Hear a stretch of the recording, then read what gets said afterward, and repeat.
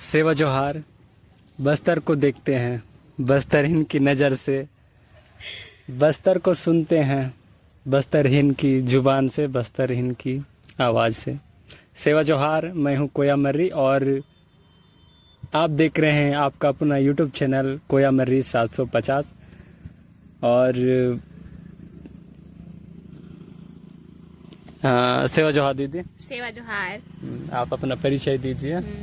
मेरा नाम है गोंड होड़ी नीलिमा और मैं उत्तर बस्तर कांकेर छत्तीसगढ़ से हूँ। इससे पहले वीडियो में और भी बहुत सारी बातचीत होंगी। इससे पहले आप जिस चीज़ के लिए बहुत ज़्यादा पहचानी जाती है, वो पहचान बना चुकी हो, एक कविता सुना दीजिए। हाँ, तो मैं जब पहले बार प्रेम में पड़ी थी तो मैंने किसी इंसान से प्रेम नहीं किया था, मैंने बस्तर से प्रेम किया था। तो मैंने कुछ लाइन लिखी थी, तो वो ऐसी थी कि अजीब है ना तू तेरा तुमसे आप बन जाते हैं, प्रेम है बस्तरिया मेरी मर्जी से तुम जानो तक जाते हैं। बस इतना ही। बहुत प्यारा है।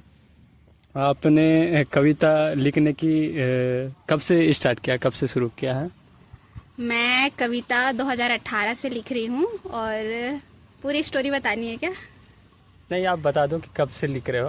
हाँ, तो मैं जब स्कूल में थी अपनी 12वीं कक्षा में, तब से मैं कविता लिख रही हूँ। हाँ, ऐसी कौन सी घटना या फिर कुछ भी ऐसा आपको प्रभावित किया, प्रोत्साहित किया, इंस्पायर किया लिखने के लिए?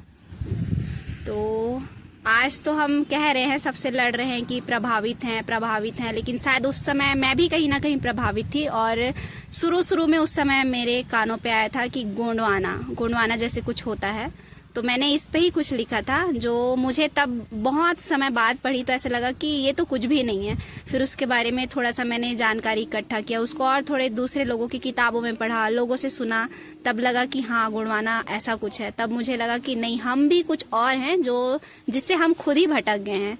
तब वो मेरी लिखने की शुरुआत रही। और लेकिन पहली कविता जो थी वो मैंने माँ के ऊपर लिखी थी, और उसको ही मेरे भाई ने देखा था मेरे किताब के पीछे और कहा था कि तुम बहुत अच्छा लिखती हो और आगे लिख सकती हो, आगे इस क्षेत्र में बढ़ सकती हो, तो लिखना करके तब से मैं लिखना शुरू की हूँ। हाँ, तो माँ की कविता को सुना सकते हो क्या? मुझे अभी तो याद नहीं है, क्योंकि मैंने उसको 12वीं में लिखा था और वो मैं लिख के रखी हूँ किसी किताब में, पर मुझे पंक्तियाँ याद नहीं है।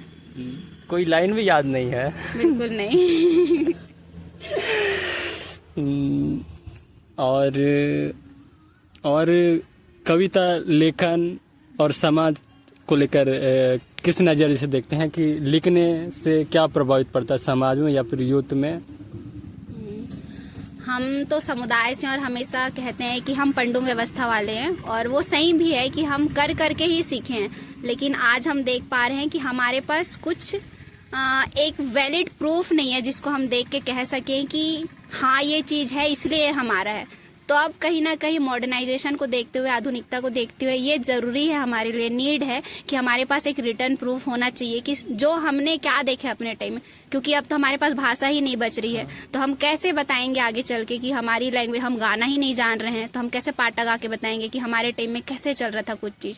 लेकिन हमारे पास अगर कोई दूसरी स्किल है, दूसरी कला है, तो हम उसके माध्यम से आने वाली पीढ़ी को बता सकते हैं कि हमारे समय में हमने क्या देखा है। तो शायद तक जितनी कविताएं या कुछ भी मैं लिखती हूँ, वो मैं जो देखती हूँ वो वही चीज़ को लिखती हूँ। तो शायद बाद में जो मेरे बाद आएगी वो पीढ़ी, अगर वो मुझे पढ़ेगी तो उसको समझ आएगा कि हाँ उस टाइम में ऐसा कुछ हो रहा था, जिसे दीदी ने या जो भी वो मुझे बोलेंगे कि हाँ इन्होंने उस तरीके से लिखा था।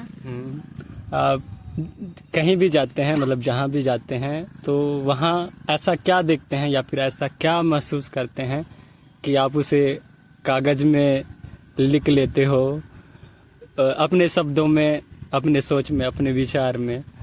तो मैं कहीं भी जाती हूँ तो मैं ज्यादातर, अगर मैं भीड़ में भी बहुत सारे लोगों के साथ कहीं घूमने फिरने भी गई हूँ, तो मैं अकेले निहारना चीजों को बहुत पसंद करती हूँ कि आसपास क्या है, किस तरीके का वातावरण है, क्या हो रहा है, लोग उसको कैसे रिस्पॉन्स कर रहे हैं। और मेरी एक आदत सी हो गई है शायद कि मैं कहीं भी जाती हूँ तो बस्तर को ढूंढती हूँ कि शायद वो महक जो मुझे वहाँ अपने क्षेत्र में हम ढूंढते हैं वो यहाँ मिल रहा है या नहीं करके। हाँ। पानी लाओ भाई। मैडम के लिए पानी आपको अच्छा तो लग रहा है ना? तो मेरे को कुछ भी कविता बोल, मेरे को एक लाइन याद नहीं है। क्योंकि मैं ज्यादातर लिखती हूँ और छोड़ देती हूँ कि मुझे भी उस चीज़ की वैल्यू नहीं समझ आ रही है कि वो कितना इम्पोर्टेंस है। जब कल उस बच्चे ने दिखाया ना कि दीदी आपने जो लिखा है मैंने बुक में लिखा, मैं उस टाइम महसूस नहीं कर पाई, लेकिन जब मैं ट्रेन में थी मैं रात भर उस चीज़ को सोच रही थी कि किसी ने उस चीज़ को लिखा है, मतलब कुछ तो होगा उसमें लिखा हुआ। मेरे को लगता है अरे 2 लाइन है लिख दिए डाल दिए, मैं जो देखी लिख दी, इसमें क्या बड़ी बात, तो ऐसा लगता है। हाँ, आप बहुत सारा लिखते हो ना, और सारी चीज़ों को मतलब वो आपके ऊपर है याद रखना नहीं रखना, लेकिन वो आप जो भी लिखते हैं 4 लाइन या फिर 2 लाइन, वो कितना प्रभाव डालता है, मतलब दूसरे जब कोई उसे पढ़ता है तो किस तरह से रिलेट कर पाता है, किस तरह से उसे मतलब देख पाता है, महसूस कर पाता हाँ, है, वो मुझे वो कल उनके बेहतर ऊपर है। महसूस हुआ। धन्यवाद सर।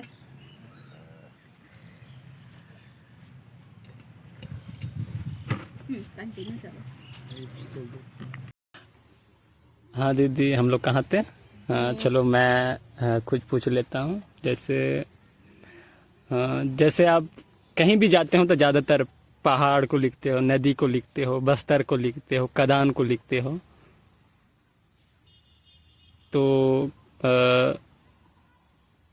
क्या पूछूं?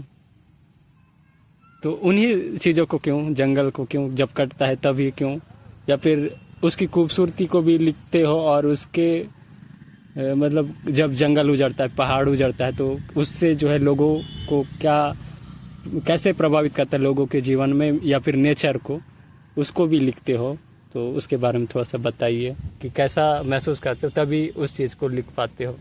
हाँ, मतलब मैंने देखा है कि कई बार लोग या तो सिर्फ पॉजिटिव लिखते हैं या तो सिर्फ नेगेटिव लिखते हैं, पर मुझे लगता है कि पॉजिटिव नेगेटिव के जगह मैं एक नजरिया दे सकती हूँ लोगों को कि अगर पॉजिटिव हो रहा है तो किस हद तक पॉजिटिव है, शायद वो दिख पॉजिटिव रहा है, बाद में ना हो, लेकिन हम एक लंबे अरसे के लिए सोचे तो किस तरीके से है, तो उस नजरिए से मैं लिखती हूँ। अगर नेगेटिव हो रहा है तो किस हद तक के नेगेटिव है, या हमें बस अभी लग रहा है नेगेटिव, तो वो कहीं ना कहीं मैं पॉजिटिव या नेगेटिव के बीच में नहीं रहती, मैं धारणा के लिए लिखती। कोई बात नहीं, बोलिए आराम से, कोई जल्दी नहीं है। अरे मेरी खांसी जल्दी है। तो मैं वही बोल रही थी कि मैं कभी पॉजिटिव ही लिखते हैं या फिर नेगेटिव ही लिखते हैं ऐसा कभी नहीं सोची। मैंने जो देखा, मैंने वास्तविकता मतलब वही समझा कि जो मैं देख रही हूँ, चाहे वो अच्छा हो चाहे बुरा हो, वो चीज मैं लिखूंगी। अब उसके बाद जो मुझे पढ़ रहे हैं वो उनका नजरिया है, उनका अनुभव है, या उनका देखने का जो भी तरीका है, उसके तहत उन लोग मेजर कर ले, माप लें कि हाँ ये सही बोल रही है, गलत बोल रही है। पर मैंने तो वास्तविकता का अर्थ यही समझा कि जो मैं देख रही हूँ मेरे लिए सच है, जो आप देख रहे हो आपके लिए सच है, तो मैं वही लिखती हूँ। और शायद वो मेरी कविताएं कभी पॉजिटिव भी होती है, कभी नेगेटिव भी होती है, क्योंकि वो देखने का नजरिया है, इस वजह से। सबका अपना नजरिया है, सबका अपना, मतलब किस तरह से रिलेट कर पाते हैं, मतलब हर कोई एक जैसे नहीं सोच सकता, वैसा मतलब सबका नेचर अलग है, और सबकी जो भी चीजें हैं सब अलग है। तो और बताइए कि यूथ को और लेखन को लेकर क्या सोचती हो, कि यूथ को लिखने के लिए क्यों आगे आना चाहिए, या फिर यूथ को, या फिर जो भी समाज के लिए काम कर रहे हैं उनको? ये सिर्फ लिखने की बात नहीं है कि लिखने के लिए ही आ गया। और मैं कहती हूँ कि जो आपके पास कला है, जिस चीज में भी आपको लगता है कि हम ये कर रहे हैं, अच्छा कर रहे हैं, छोड़ दो, कर रहे हैं या हम कर सकते हैं, आप उस चीज को करते रहो, वो धीरे धीरे इम्प्रूव होता है। मैं खुद को आज तक कभी नहीं बोल पाई कि मैं लेखक हूँ या लेखिका हूँ, नहीं बोल पाई। मैं मानती हूँ कि हाँ मैं लिखती हूँ। कभी कोई बोलता है कि अरे हाँ नीलिमा लिखती है या फिर बस्तरी लेखिका है, मैं उस नजर से कभी खुद को उतना बड़ा दर्जा नहीं दे पाई। मुझे लगता है कि शायद वो बहुत बड़ा दर्जा होता है। हम तो जो देख रहे हैं लिख रहे हैं, ये आम चीज है, क्योंकि हमारे लोग पहले भी करते हैं कि जो देख रहे हैं उसको चित्र बना रहे हैं, कुछ कर रहे हैं, गा रहे हैं, तो ये हमारे लिए एक बड़ा उपलब्धि वाली कोई बात नहीं रही है। तो मैं भी उस तरीके से कभी नहीं देखी हूँ। मैं बस मानती हूँ कि जो चीज हमको आता है उस चीज को हम करते रहें और वो धीरे धीरे अच्छा होते जाता है। हाँ। तो मैं वही बोल रही थी कि जो आपकी कला है आप उस पे करते रहिए। शुरू से ये मत सोचिए कि परफेक्ट होगा तभी हम सामने आएंगे। आप धीरे धीरे करते रहिए। आप जब अपना काम को करते ही रहते हो तो ऑटोमेटिक वो धीरे धीरे ठीक होने लगता है। तो ये सिर्फ लेखन की बात नहीं, हर कला के लिए है कि आप करते रहो, आपकी पहचान अपने आप ही बनने लग जाएगी। और मैं जहाँ तक देखता हूँ आपके हर फोटो या फिर वीडियो में ज्यादातर आप रुपया माला पहने रहते हैं, तो इसके बारे में थोड़ा सा बताइए। तो इसकी आपके लिए क्या वैल्यू है और इसको लेकर क्या सोचती हो? जहाँ भी जाती हो पहन के जाते हो, अच्छी लग रही हो। तो पहले तो मैं शुरू में ये था कि मैंने भी लोगों को देख के ही सीखा है ना, तो यही लगता था कि फंक्शन में पहनने वाली चीज है, तो मैं भी विशेष पर्वों पर ही पहनती थी कि कुछ पंडुम हो गया, कुछ भी रहा हमारा मूल लोगों का, आदिवासी लोगों का कुछ त्योहार, तभी मैं पहनती थी। फिर मुझे मेरे दादा ने एक बात कही थी, और मैं अभी रिसेंटली अपनी किसी स्टोरी या पोस्ट में उस चीज के बारे में भी जिक्र की थी कि एक बार 9 अगस्त की बारी, मतलब कि 9 अगस्त था, उस दिन हमारे गांव में लड़कियां लोग सब तैयार होके जा रहे थे ना, तो उन्होंने देख के अंदर आके मुझे कहा कि ऐसे थोड़ी ना, मतलब उन्होंने छत्तीसगढ़ी में बताया था, पर मैं उसको हिंदी में बता रही हूँ ताकि बाकी और भी लोग समझें कि आदिवासी लोग ऐसे थोड़ी ना रहते हैं नोनी, ऐसे करके मुझे बोले थे। तो वो चीज मेरे को एक हिट किया था। उनका कहना था कि जैसे वो हर रोज रहते हैं वो वैसे अपने त्योहारों के दिन भी रहते हैं, उनके में कुछ अलग परिवर्तन नहीं होता कि वो सज धज आए। तो वो चीज मुझे बहुत हिट किया था, और उस दिन से मैंने समझा कि पर्व विशेष पे सजना संवरना, मूल होना, आदिवासी होना, व्यवहारिकता ये चीज नहीं है। हमारी व्यवहारिकता जो हर रोज है उसी चीज को हम अपने पर्वों के दिन में भी बनाए रखते हैं, तो एक व्यवहारिकता है, वो आदिवासी होना है। और रुपया माला का ऐसा था कि जब मैंने उस दिन व्यवहारिकता सीखा तो समझ आया कि व्यवहारिकता बोलने से नहीं आएगी। और हाँ, मैं भी अभी आधुनिकता के समय की हूँ, तो हर चीज को मैं भी आचरण नहीं कर सकती, तो मैं कोशिश करती हूँ कि हमेशा जब मौका मिले तो बाकी चीज करूँ, लेकिन इसको मैं अगर हर रोज पहन सकती हूँ तो क्यों ना पहनूं। इसलिए मैंने इसको अभी लगभग 2 साल कुछ हो ही गया है कि मैं हर रोज ही पहनती हूँ। और कई बार ये सवाल आता है मेरे लिए कि ये भारी नहीं लगता क्या, तो मुझे ऐसा लगता है कि जो चीज मेरा है, जो चीज मतलब जिसको हम वास्तविकता बोल रहे हैं, वास्तविकता को जीने के लिए क्यों कुछ चीज भारी लगे, तो इसलिए मैं ये पहनती हूँ। बहुत अच्छे से बताया। और इसमें मैं कुछ जोड़ देता हूँ कि आपने बोला कि किसी त्योहार विशेष में पहनना जरूरी नहीं है, ये एक मतलब कहना चाहिए कि इसे रोज जी सकते हैं, मतलब पहले से जीते आए हैं, तो इसके लिए कोई डेट या फिर कोई उत्सव या फिर किसी के वेट करने की ज़रूरत नहीं है इसे पहनने के लिए। इसे जिया जाता है, महसूस किया जाता है, इसे दिखावे के लिए नहीं पहना जाता, शायद मुझे भी ऐसा लगता है। हाँ, मतलब कि हर चीज को शायद अभी हम नहीं कर सकते कि हर रोज हम साड़ी पहने या बाकी, लेकिन अगर छोटी छोटी चीज को अगर हम कर पा रहे हैं तो उसको हमें जीने की बहुत ज्यादा आवश्यकता है। अगर हम किसी को बोल रहे हैं कि आप इस चीज में बदलाव लाइए, वो नहीं लाएगा, हमको उसको एग्जाम्पल सेट करके देना पड़ेगा, हमको उसको दिखाना पड़ेगा कि हाँ हम कर रहे हैं तो शायद तुम भी करो तो बेहतर होगा। तो वही चीज है कि अगर मैं किसी को बोल रही हूँ कि नहीं आप ये ऐसे करो, तो वो क्यों करेगा जब तक मैं उसको नहीं बोलूंगी कि देखो मैंने इतने साल से ये किया है तो शायद तुम भी करो, तुमको भी अच्छा लगेगा, तुमको धीरे धीरे एहसास होगा कि जीना क्या होता है, आदिवासी होना क्या होता है। या फिर वही फिर हम पर्व मतलब विशेषों तक ही टिके रहेंगे कि कुछ हो रहा है तब हम आदिवासी लग रहे हैं, और बाकी दिन हमारे में कुछ है ही नहीं। एक चीज तो पहचान हमारी दिखनी चाहिए ना, कि हम कब तक बोलेंगे कि हमारा रंग ऐसा है या हमारा नैन नक्श ऐसा है तो हम मूल हैं। ये एक तरीके से बहाना है हमारा कि हम अपनी जिम्मेदारियों से भाग रहे हैं। हाँ, अब हम थोड़ा सा शिक्षा की ओर जाते हैं कि हमारे समाज में यूथ को लेकर कि शिक्षा क्यों जरूरी है यूथ के लिए। मैंने तो बहुत सारी पढ़ाई की है, उससे भी हम बात करेंगे। ये है कि मुझे लगता है कि पढ़ना बहुत जरूरी है, क्योंकि हम ये भी बोलते हैं कि पढ़ना क्यों जरूरी है जब हमको नौकरी नहीं मिल रही, ये नहीं मिल रही है, लेकिन शिक्षा बहुत जरूरी है। हमें जब हम अलग अलग क्षेत्रों के बारे में पढ़ते हैं तो हमको और नई नई चीजें मिलती है। जब हम एक जगह पे स्थिर रह के पढ़ते हैं तो डेटा उतना ही है, एक बक्से में जितना डेटा मिलेगा उतना ही मिलेगा। लेकिन जब हम थोड़ा एडवांस लेवल की पढ़ाई करते हैं, बाहर पढ़ने जाते हैं, हमको नई नई चीजें सीखने मिलती है, और वो कहीं ना कहीं हमारी चीजों से कनेक्ट करती है हमको। हम ये नहीं बोल सकते कि हम कुछ दूसरा किताब पढ़ें तो वो अलग है, वो अलग नहीं है। अगर हम उसमें टेक्निकल बेसिक चीजों पे जाएंगे तो हमको पता चलेगा कि वही कोएतुरियन टेक्नोलॉजी को उन्होंने अलग तरीके से थोड़ा सा रोमांटिसाइज करके उसको दिखा, और आज हम उसको पढ़ रहे हैं और हम उसको बोल रहे हैं, एक सब्जेक्ट का नाम दे रहे हैं, पर वो तो हमारी सभ्यता में पहले से है। तो कहीं ना कहीं अब तो तुम कह रहे थे कि यूथ के लिए पढ़ाई क्यों जरूरी है, क्योंकि इसलिए जरूरी है, शायद मैं अपने अनुभव ही बताऊंगी यहाँ पर भी, कि जब मैं शुरू में लिख रही थी ना तो मेरे पास शायद वो डिग्री नहीं थी या फिर उतनी शिक्षा नहीं थी, तो लोग शायद मुझे नहीं सुन रहे थे। लेकिन जब आपके पास शिक्षा होती है ना तो आपको लोग सुनते हैं। शायद आपके काम से जितना लोग नहीं सुनना पसंद करते उतना आपकी डिग्री से आंकते हैं।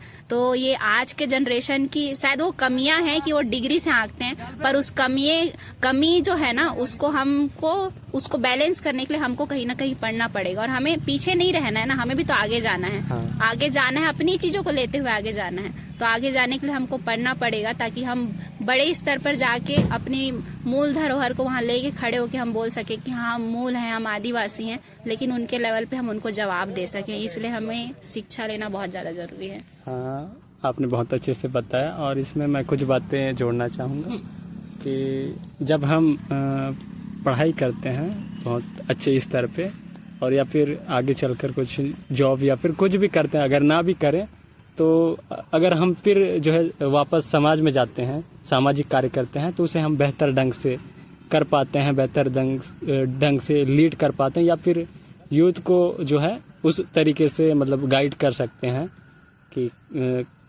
अच्छे से पढ़ाई को लेकर या फिर करियर को लेकर जो भी बातें होती है, और अच्छे तरीके से काम कर सकते हैं। तो अभी बारी आती है आपकी पढ़ाई को लेकर कि आपने कहाँ कहाँ से पढ़ाई की शुरुआती से, और अभी क्या क्या पढ़ाई कर रहे हैं बस। हाँ, तो मैंने बचपन से अपनी 12th तक की पढ़ाई काइंकेर में की थी, एक कॉन्वेंट स्कूल से।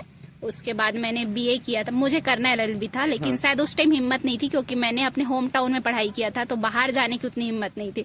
तो मैंने उस टाइम LLB को थोड़ा ब्रेक दिया और मैंने कहा कि चलो थोड़ा खुलते हैं और बाहर जाके देखते हैं कैसा है, फिर शायद बड़ा कुछ पढ़ेंगे। तो मैंने अपना बीए का पढ़ाई 3 साल धमतरी में किया। फिर बीए करने के बाद मैंने अपनी बीएड की पढ़ाई को जगदलपुर से की, वहाँ क्राइस्ट कॉलेज है, वहाँ से अपना बीएड का पढ़ाई की। और जब मैं बीएड कर रही थी तो बीएड करते करते मैंने प्राइवेट एमए इंग्लिश लिटरेचर किया था, और फिर बीएड और एमए मेरा एक साथ हो गया। उसके बाद मैं वापस जब घर आई अपने, तो मैंने सोचा कि बहुत ज़्यादा ज़रूरी है लीगल चीज़ों के बारे में जानना। और जब मैं लिख रही थी तो मुझे ऐसा लग रहा था कि कुछ लोग मुझे शायद नहीं समझ रहे हैं या फिर गलत तरीके से समझ रहे हैं। तो कानून कहीं ना कहीं जानना बहुत जरूरी है कि हम किस दायरे तक किस चीज को बोल सकते हैं या नहीं बोल सकते, अपनी सेफ्टी के लिए। दूसरों को हम क्या ही बोलें, पर अपनी सेफ्टी के लिए जानना बहुत जरूरी है। और एज ए इंडिजिनस कम्युनिटी हमको हमेशा टारगेट करने के लिए हर कोई रेडी ही रहता है। तो उस टारगेट को एक अच्छे तरीके से डील करने के लिए मैंने सोचा कि हाँ, मुझे LLB करना चाहिए। और अभी मैं LLB 4th सेमेस्टर की स्टूडेंट हूँ। और सच बताऊं तो अभी मैं उसी LLB को करते करते, क्योंकि मुझे नहीं अच्छा लग रहा था कि मैं गवर्नमेंट कॉलेज में हूँ और वहाँ उतनी अच्छी पढ़ाई नहीं हो रही थी, तो मैंने कहा कि मैं यहाँ रह के कॉलेज ना जा रही हूँ, उससे अच्छा मैं कुछ कर लेती हूँ। तो मैंने ग्रीन हब ज्वाइन किया और वहाँ एक साल का फेलोशिप किया। और फेलोशिप करते ही मैंने LLB 4th सेमेस्टर का एग्जाम दिया। पर जब उधर हमारा ग्रीन हब में फेस्टिवल हो रहा था तो इधर इंटरनल हुए, तो मैं इंटरनल नहीं दे पाई। तो मेरा रिजल्ट अभी विथ हेड में है। तो मैं फिलहाल तो 4th सेमेस्टर की स्टूडेंट हूँ और बस इतनी ही मेरी पढ़ाई रही है। और अभी तो मैं वही कैमरे वगैरह का ही काम कर रही हूँ, लिखने का ही काम कर रही हूँ। और ऐसे करते रहिए और बातचीत को आगे बढ़ाते हुए आप गोंडी भाषा के संरक्षण के लिए, गोंडी भाषा को सीखने के लिए क्या सोचती हैं और यूथ को कुछ मैसेज देना चाहेंगी क्या? गोंडी का ये है कि मेरे क्षेत्र में तो नहीं बोलते हैं, लेकिन मैं जहाँ तक जितना भी गोंडी, अगर मैं शब्द भी सीखी हूँ तो मैं हमेशा इसका क्रेडिट मैं अपनी मम्मी को, अपनी आया को दूंगी, क्योंकि वो उस क्षेत्र से रही हैं। तो उन्हें, अब वो हमारे क्षेत्र में आ गई ना, वो घाटी के ऊपर से और घाटी के नीचे आ गए, तो वो भी कहीं ना कहीं बहुत सारी चीजें भूल गए हैं। तो वो हमें एक एक शब्द जो मैं जितना जानती हूँ शायद मेरी मम्मी से ही सीखी हूँ। उसके बाद फिर मेरे मामा गांव तरफ मैं जाती हूँ तो उधर अक्सर करके शादी वगैरह में कुछ भी प्रोग्राम होता है, कुछ भी घर में त्योहार, कुछ भी शादी मरनी काम, तो हमेशा मैं पाटा सुनती हूँ या उनकी बातें सुनती हूँ। तो हमेशा वो गोंडी में बात करते हैं ना, तो वो चीज मुझे बहुत हिट करती है। और मैं पाटा की बहुत शौकीन हूँ, तो मैं जहाँ भी गोंडी पाटा सुनूंगी मैं पहुंच जाती हूँ कि मुझे ये सीखना है। वो एक दिन के रात में मैं बार बार सुन के सीखूंगी या कैसे भी करूंगी, मैं खुद गाने वहाँ खड़े होके सुनूंगी, लेकिन मुझे वो सीखना है। तो मुझे लगता है कि कहीं न कहीं हमको सुन के सीखने के साथ साथ उसको प्रैक्टिस भी करना पड़ेगा, क्योंकि अब हम हर रोज उन लोगों के बीच में नहीं है जो बोलते हैं। तो कहीं ना कहीं हमारे पास अब तो टेक्निकल चीजें हैं, हमारे पास मोबाइल है, ये सब इलेक्ट्रॉनिक्स चीज़ों का हमें यूज़ करना चाहिए हमें सीखने के लिए। तो गोंडी बचाना भी बहुत ज़रूरी है, क्योंकि शायद भाषा नहीं रहेगा तो हमारी एक बहुत बड़ी पहचान, एक हमारे बीच का एक हम हमारा 50% मैं तो मानती हूँ कि हम भाषा से ही हैं, कि हम मूल हैं, और वो ही नहीं रहेगा तो शायद कल के दिन में हम नहीं बोल पाएंगे कि हमारी लैंग्वेज ही क्या थी। तो इसलिए बहुत ज़्यादा ज़रूरी है बचाना।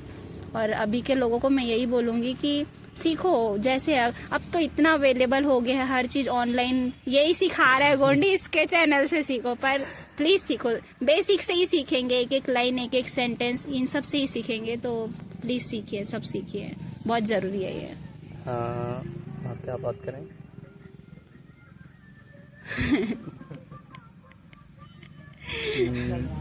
और आप जो है पहले जो है जो भी आप लिखते थे, खासकर उसे फोटो या फिर उस तरह से उसे डिजाइन करके पोस्ट करते थे, लेकिन आप अभी वीडियो में आने लगे हो और कंटेंट क्रिएशन और यूथ को लेकर क्या सोचते हो? और जब हम वीडियोस में आते हैं, कंटेंट की दुनिया में आते हैं, तो हमारी लिमिट्स, हमारी बाउंड्रीज क्या होनी चाहिए कि हमें किन चीज़ों को दिखाना चाहिए और किन्हें नहीं, और इसको लेकर क्या सोचती हैं? जब लिख रही थी तो मेरे पास शायद एक सेफर ऑडियंस था, जिसके बीच में शायद कुछ भी बोल सकती थी, कुछ भी लिख सकती थी। और क्योंकि वो मेरी ऑडियंस थी, मेरे जैसे ही विचार रख रही थी, तो मैंने नेगेटिव चीजें उतनी नहीं देखी है। लेकिन ये मैं इंस्टा की बात करूं, लेकिन उससे पहले मैं जब शुरू में जब फेसबुक में लिखी, तो लोगों ने ना शायद वैल्यू नहीं किया उस चीज को जो मैं लिख रही थी। तो शायद इस वजह से वो भीड़ बहुत थी, तो मैंने इसलिए फेसबुक छोड़ा और इंस्टा में शुरू किया, और इंस्टा में मुझे बहुत सेफर ऑडियंस मिला। फिर जैसे ही मैंने ग्रीन हब फेलोशिप करके आई, तब मुझे लग रहा था कि मैं वीडियोस को कैसे सामने लाऊं, मुझे वो चीज नहीं समझ आ रही थी। लेकिन जैसे ही तुमले ज़्यादा ने कहा कि हम ALM की ट्रेनिंग चलते हैं, हम देखते हैं, क्योंकि हम भी भविष्य में ऐसा कुछ प्लान कर रहे थे, तो हम गए। और फिर वहां से जब सीख के आए, तो मुझे वहां ना कैमरा फेस करना, सच में मैं बता रही हूँ, मैं ईमानदारी से बता रही हूँ कि मैंने ALM से सीखा है कि कैमरा फेस कैसे करना है।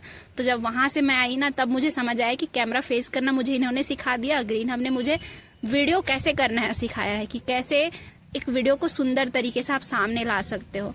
तो वो चीज़ों को मिला के जब मैं बनाना शुरू की, और शायद वीडियो मैं पहले बना रही थी रील्स, लेकिन उस तरीके से नहीं आ रहा था। लेकिन जब मुझे 7 डेज चैलेंज मिला ALM का, तो वो 7 दिन मेरे लिए चैलेंजिंग से ज़्यादा बहुत इंटरेस्टिंग था, बहुत सीखने के लिए था। मुझे बहुत मजा आया, क्योंकि मैंने हर वो 7 दिन में अपने अनुभव डाले, और लोगों ने जो रिएक्ट किया है ना, मतलब तब मुझे समझ आया कि कई बार लोग सुनते ही नहीं है कि आप क्या डाले हो, बस वो आ जाते हैं कि ये कम्युनिटी वाली है तो यहाँ हम बोल ही देते हैं कुछ भी अनाप शनाप।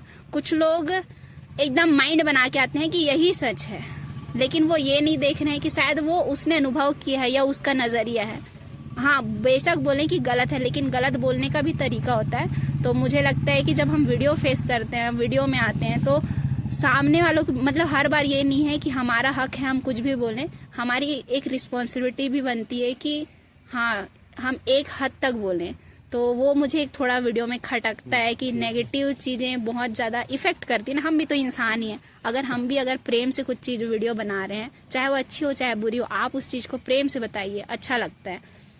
और जहां तक ये कि कितना हद तक किसी चीज को दिखाना है, कितने हद तक नहीं दिखाना है, ये हम कितना भी किसी के दिमाग में भरे वो नहीं होगा। वो यही है कि आप जब महसूस करते हो ना, आप जब जीने लगते हो, तो आपको ऑटोमेटिक समझ आती है कि शायद ये चीज हमें नहीं दिखाना और ये चीज हमें दिखाना है। मतलब हमने पेन कर साड़ कितने ही वीडियो देखे हैं, बेशक वो भी वीडियो बनाना जरूरी है, लेकिन जब मुझे लगता है कि कोई झुप रहा है या फिर किसी को पेन आया है, सी रहा है, उस टाइम वीडियो बनाते हैं, तो मुझे लगता है इसकी जरूरत नहीं है, क्योंकि वो हमारे जीन्स में है। हम वीडियो नहीं भी बनाएंगे तो चाहे वो 2 साल बाद हो, चाहे 4 साल बाद हो, उनके पीढ़ी में वो चीज होगा ही। तो वो नीड नहीं है। ये चीज को हमें समझना पड़ेगा कि किस चीज की नीड नहीं है तो उसको हम छोड़ देते हैं, लेकिन जिस चीज की नीड है उसको हम बनाते हैं। अब हमारे यहाँ मछली कैसे पकड़ते हैं, उसकी नीड है हमको बनाने की, क्योंकि कल के दिन वो धीरे धीरे खत्म होगा। तो ये हमें डिसाइड करना होगा कि ये पॉजिटिव साइड को इतने को हम दिखा सकते, इतने को नहीं दिखा सकते। और उसके लिए बहुत सोचना पड़ेगा, बहुत मतलब कि पढ़ना पड़ेगा, लोगों से सुनना पड़ेगा। और वीडियो बनाने के लिए एक चीज तो है कि प्लीज सर्च करो, सर्च नहीं कर रहे हो तो कम से कम 4 लोग की अनुभव लेके तो बनाओ, क्योंकि हम सिर्फ एकदम से भन्न से आके नहीं बोल सकते कि ये सही है या फिर ये गलत है। तो इस चीज का जरूर ख्याल रखिएगा। हाँ, इसमें मैं एक बात जोड़ना चाहूँगा कि जब आप सोचते हैं कि वीडियो बनाना है, मतलब वीडियो बनाना चाहते हैं, तो सबसे पहले अपनी ज़मीनी स्तर पे जाइए, अपनी जड़ों को पहचानिए, तो आपको पता चल जाएगा कि अपनी जड़ें कहाँ हैं और किन चीज़ों को छुपाना है, किन चीज़ों को मतलब बढ़ावा देना है, दिखाना है, प्रचार करना है अपने पुनेम का या फिर अपने कम्युनिटी का, कि हमारा कल्चर को देखकर। तो वही सारी चीज़ें और बातचीत तो बहुत लंबा है, लेकिन बहुत लंबा नहीं करेंगे ना, एक लाइन बोलूंगी खत्म उनसे। पार्ट 2 आएगा जो कि हम कल शूट करेंगे, और कुछ चीज़ें शायद छूट रही है। तो हाँ, जैसे अभी हमारे बहुत सारे यूथ मतलब पढ़ाई भी कर रहे हैं और सामाजिक कार्य के लिए, सामाजिक काम के लिए आगे आ रहे हैं पढ़ाई के साथ साथ या फिर जॉब के साथ साथ। तो उन्हें क्या मैसेज देना चाहेंगे कि मतलब आ रहे हैं तो, और जो आना चाहते हैं उनके लिए भी, कि यूथ का जो है हमारे समाज में क्या भूमिका होनी चाहिए, और जिस तरह का हमारे समाज की अभी स्थिति है, बहुत सारी चीज़ें हैं, बहुत सारी परेशानियां भी हैं, और भी बहुत सारी चीज़ें हैं उनको लेकर।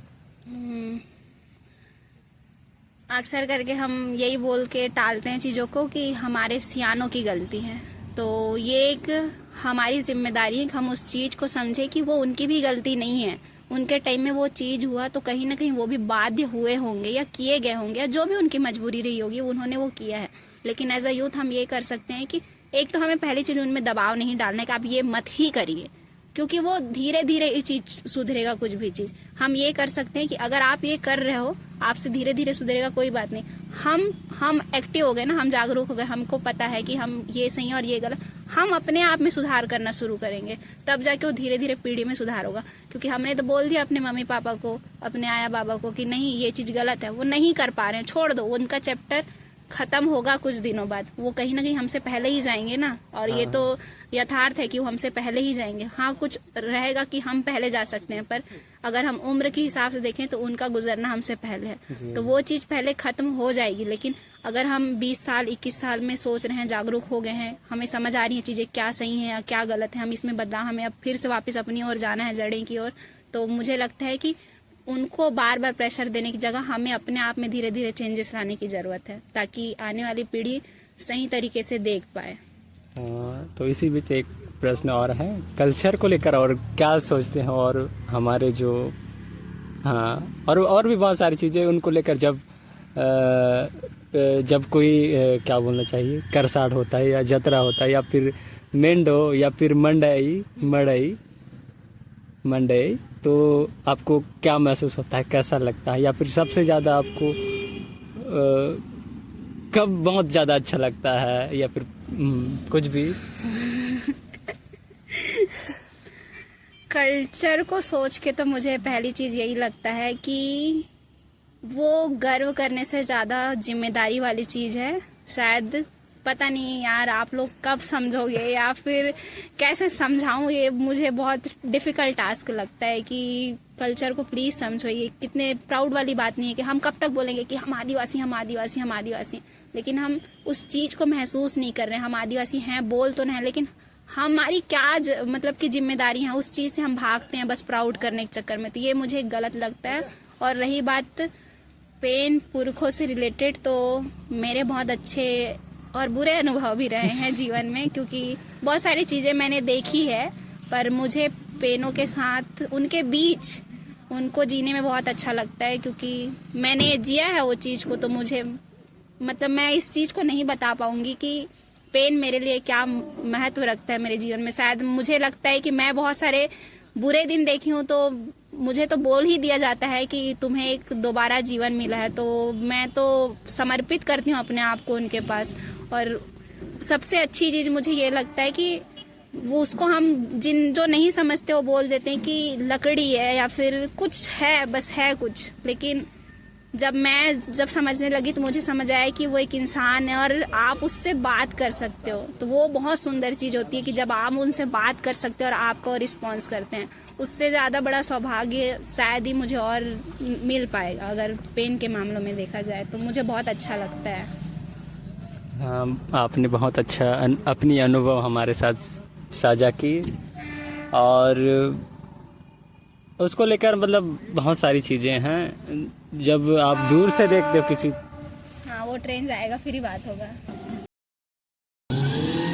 मैंने सुना था कि बस्तर हिंद शब्दों को कागज में जिंदा करती है, और आज देख भी लिया, सुन भी लिया, और बहुत अच्छा लगा। और आपने अपने अनुभव और अपने विचार, अपने नज़रिया हमारे साथ शेयर किया है, इसके लिए आपको बहुत बहुत सेवा जोहार, धन्यवाद। और भविष्य में आप और अच्छे से काम कीजिए, और अच्छे से पढ़ाई कीजिए, और अच्छे से आगे बढ़िए।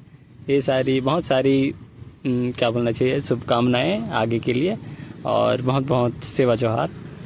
मुझे भी तुमसे मिलके बहुत अच्छा लगा भी, क्योंकि ज्यादातर मैंने यही सुना है कि बस्तरीन बहुत खड़ूस है या गुस्से वाली है, पर जब भी मुझसे मेरे लोग, खासकर बस्तर के लोग मिलते हैं और कहते हैं कि थोड़े देर बाद ही बात करने के बाद बोलेंगे कि दीदी आपसे मिलके बहुत अच्छा लगा, हमको नहीं लगा कि आप बहुत नए हो या फिर हम बात करने में अनकंफर्टेबल थे, तो मुझे वो चीज़ बहुत प्यारा लगता है। तो बहुत बहुत धन्यवाद, सेवा जोहार। और तुम भी बहुत अच्छा करो जीवन में, और कभी कुछ लगे तो हम भी साथ में, और हमें कभी कुछ ज़रूरत लगे तो हम ज़रूर तुमसे कहेंगे। तो दोस्तों मिलते हैं पार्ट 2 में। अभी हमें खाना खाना है। बाय।